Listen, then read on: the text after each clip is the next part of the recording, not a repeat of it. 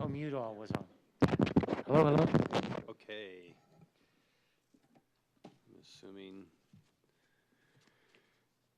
cable is working. I call to order a meeting of the Pennichuck Water Special Committee. Today's Wednesday, April 19th, 2017, and it is 7:42 p.m. Will the clerk please call the roll? Yes, Mr. Chairman. Daniel T. Moriarty, Chair. I am here. Alderman Sean McGinnis, I am here. Alderman at Large Mark X. S. Cookson. Present. Alderman at Large David W. Dean. Apparently he's not here. Oh, here we go. Oh. He's back. Alderman David Dean is present. Here. Present. And Alderwoman Mary Ann Malizagolia. Present. Also in attendance, no, I think, no, we have the gentleman from Pennichuck. Okay, no one signed up for public comment. We have one communication. Let's go ahead and invite our guests. We've been waiting outside. Come on in, join us, the usual routine, grab a seat. And as you sit down, we'll proceed with the formalities. Communications. Yes, there's a communication, Mr. Chairman, from Larry D. Goodhue, CEO and CFO and Treasurer, Pennichuck Corporation, regarding annual meeting of sole shareholder, Nashua, May 6th, 2017. That was referred to our committee on the 411. Okay, does anybody want to make this motion? Alderman Cookson. Place on file. Is there any other It's really long. verbiage that you'd like to add to that? Maybe Alderman McGinnis would like to make the motion. I can Yeah, read let's it do if that. you want me. Let's do that. Well, yes, Mr. Chairman, I'd like to make a motion to, what am I making a motion to? Accept and place on file the communication. To recommend and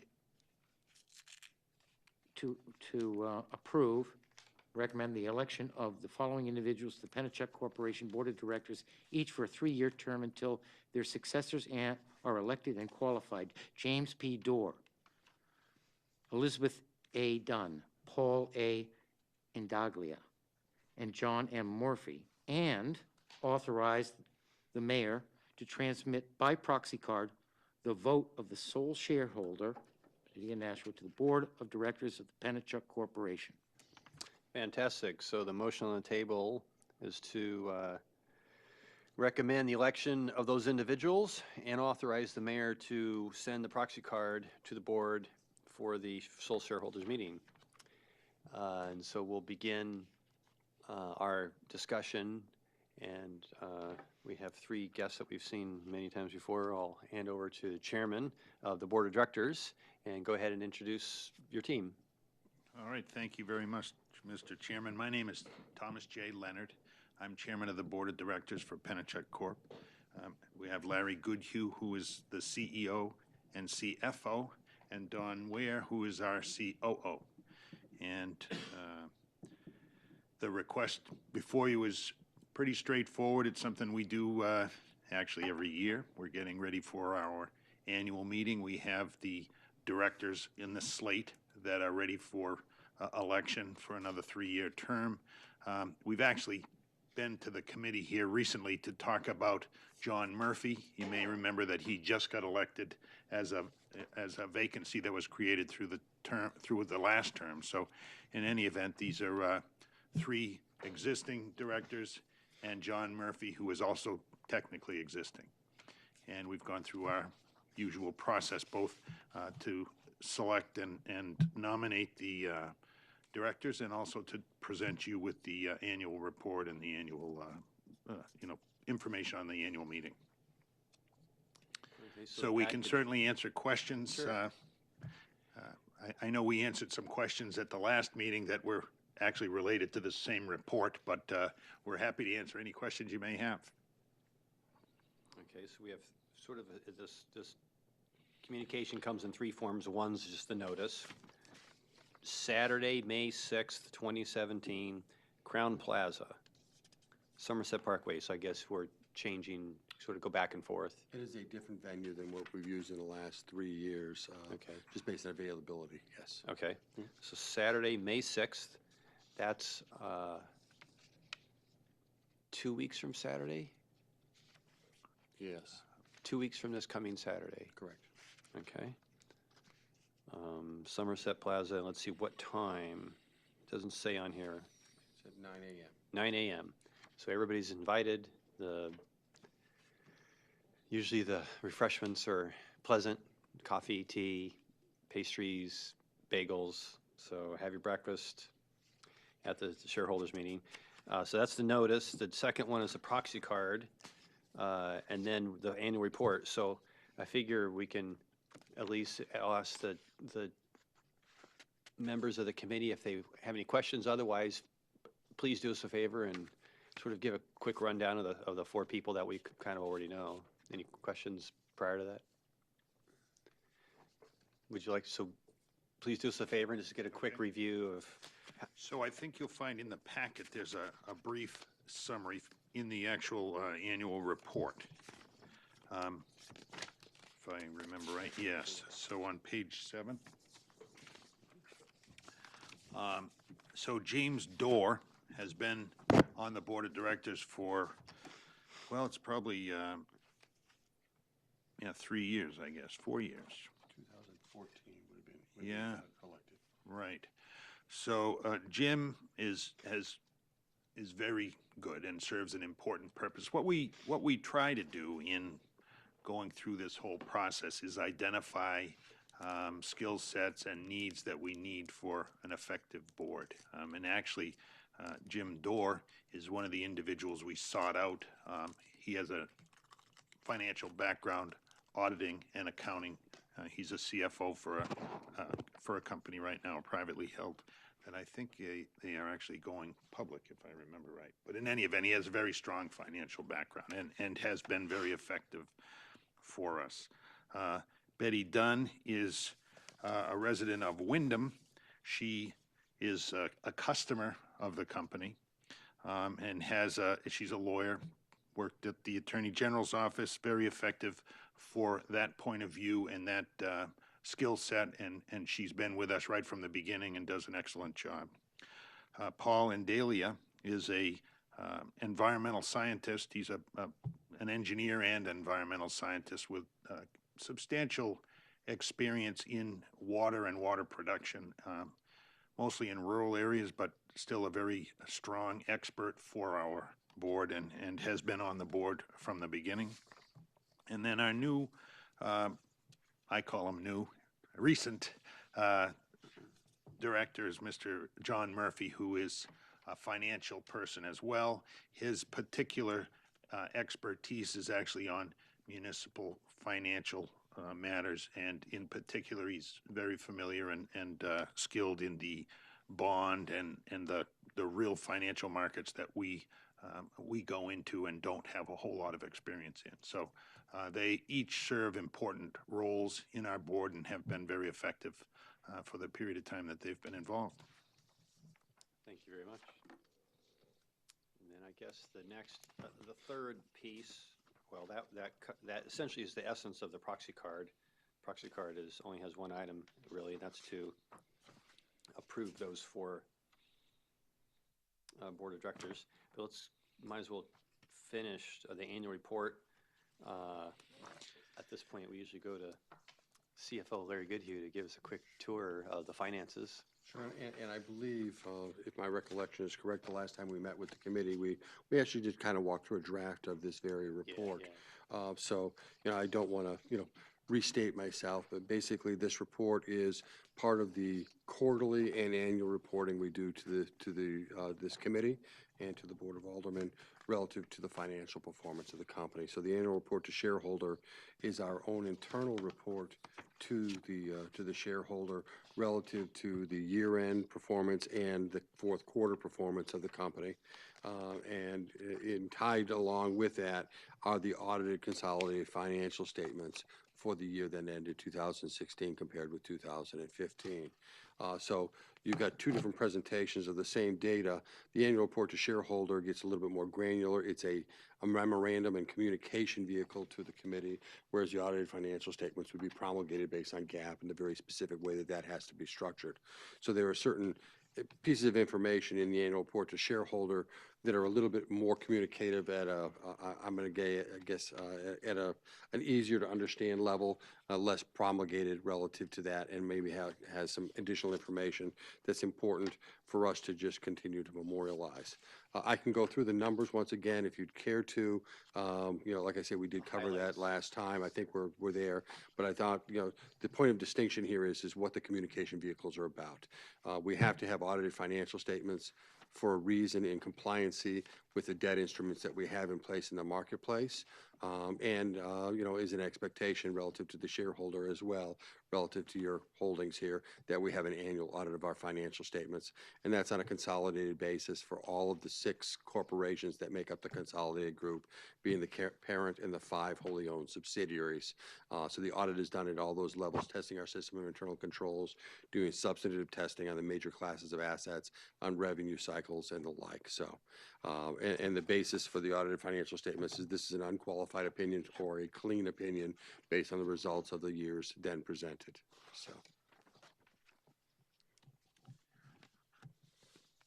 I guess one big summary is that the sales, everything looks sort of, it's in sort of a steady state at this point.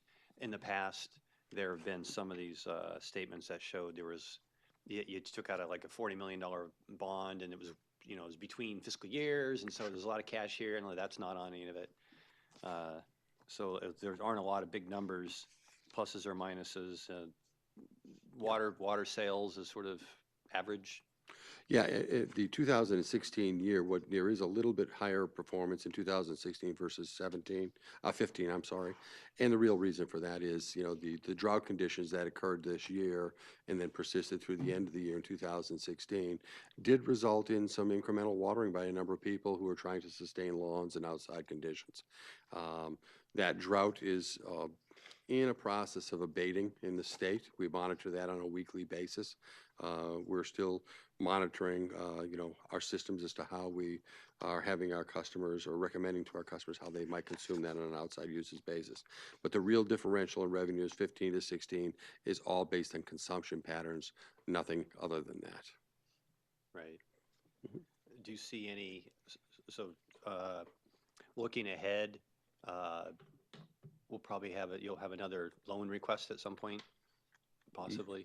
We will be coming before this committee sometime in the next few months to talk about approval relative to a 3-year bonding activity for 2017, 18, and 19 capital for the Pennichuck Waterworks subsidiary.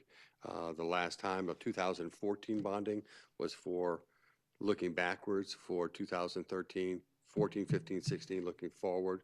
And then the bonding we did in 2015 was all about finalizing the refinancing of some legacy debt and just providing the funding for the operations facility by itself, the new distribution facility. So we will be coming before this committee for that. And then sometime later this year, we will be coming before the committee for some, I'm going to call make-whole financing for our Pennichuck East Utility subsidiary. We came before the committee in March relative to some SRF debt, which is for 3 specific projects for that PEU subsidiary. Our 2 sources of financing for that subsidiary are state revolving fund debt and then co-bank debt, which is relatively reasonable interest debt on a 20 to 25-year term. But we use that as make-whole financing. So outside of those 3 specific projects, the balance of our needs for this year, we will want to reimburse finance at the tail end of the year. So sometime in the next quarter, we'll be talking about PWW bonding, and sometime probably maybe 3 or 4 months after that, we'll be talking about that co-bank financing for PEU to get shareholder approval to then go after PUC approval to issue the debt for those 2 subsidiaries.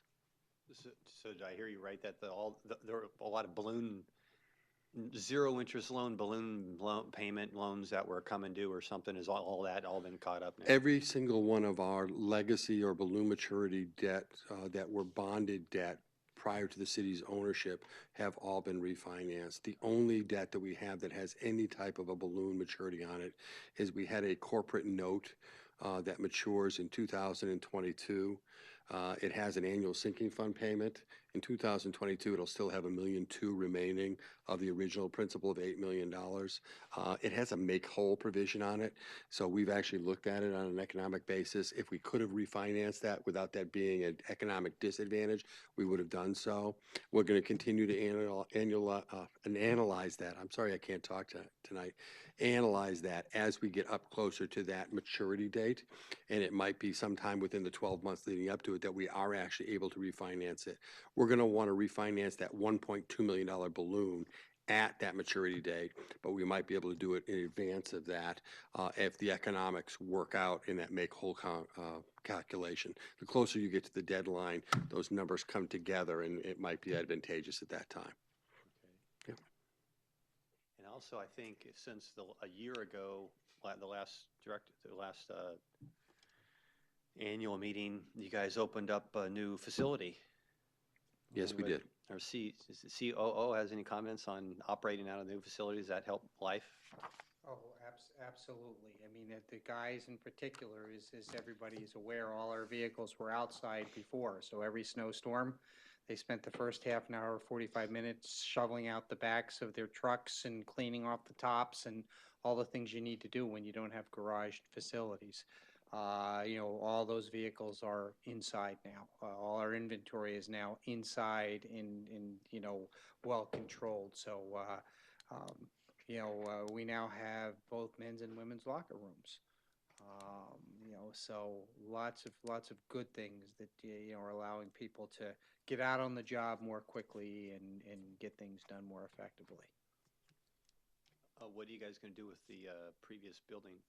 The previous building was actually sold prior to the occupancy of that building. Oh.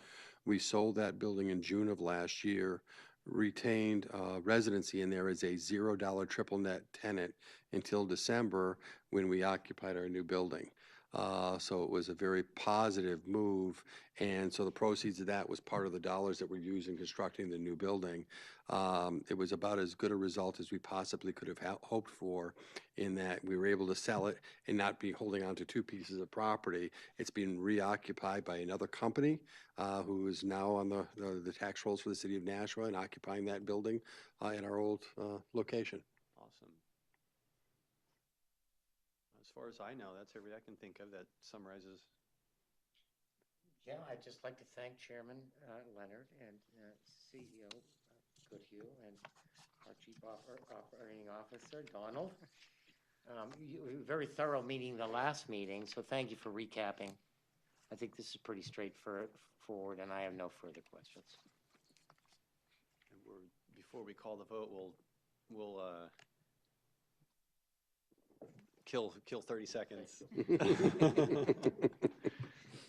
Maybe somebody had to get a tissue. All right, so the motion on the table, you might remember by Alderman McGinnis, is to recommend election of those 4 board of directors and authorize the mayor to send in the proxy card for the upcoming shareholders meeting, which is on Saturday, May 6th at 9 a.m. at Crowne Plaza.